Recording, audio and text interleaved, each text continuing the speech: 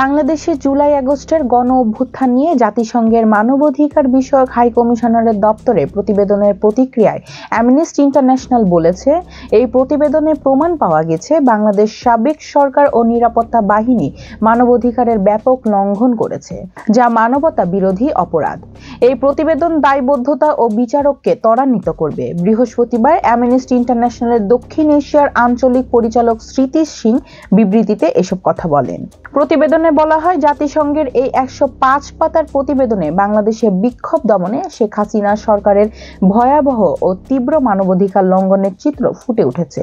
এতে গত বছর অ্যামনেস্টি ইন্টারন্যাশনাল ও অন্যান্য মানবাধিকার সংগঠন যেসব প্রতিবেদন দিয়েছিল সেগুলির প্রতিধ্বনি রয়েছে।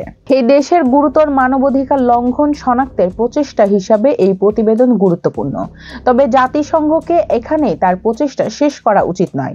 বিবৃতিতে বলা হয়েছে, বাংলাদেশ 1 জুলাই থেকে 15 আগস্টের মধ্যে যেসব ঘটনা ঘটেছে সেগুলো আন্তর্জাতিক অপরাধ আদালত পাঠানোর জন্য জাতিসংঘের সুপারিশগুলো অন্তর্বর্তী সরকারকে অবশ্য গুরুত্বের সঙ্গে নিতে হবে। এই প্রতিবেদনে আরও যেসব দীর্ঘমেয়াদী এবং অন্যান্য তাৎক্ষণিক সুপারিশ করা হয়েছে সেগুলো সরকারের অবশ্য বাস্তবায়ন করতে হবে।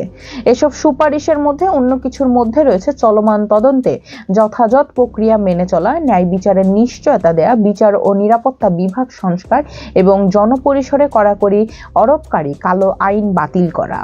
তবে দীর্ঘস্থায়ী সত্য, বিচার, জবাবদিহি, ক্ষতিপূরণ এবং পুনরাবৃত্তি না হওয়া নিশ্চিত করার জন্য জাতিসংঘের দল এবং অন্যান্য সংগঠনকে প্রচেষ্টা অব্যাহত রাখতে হবে। এসব করার পথে কোনো ধরনের ব্যর্থতা হবে হতাহত ব্যক্তিদের থেকে মুখ ফিরিয়ে নেওয়ার নামান্তর। মানবাধিকার সংগঠনটির বিবৃতিতে বলা হয়, গত বছর বাংলাদেশ জুড়ে কোটা সংস্কারের দাবিতে শিক্ষার্থীদের নেতৃত্বাধীন বিক্ষোভ দমনে সংঘটিত দমন, পীড়ন ও সহিংসতা নথিবদ্ধ করেছে অ্যামনেস্টি ইন্টারন্যাশনাল।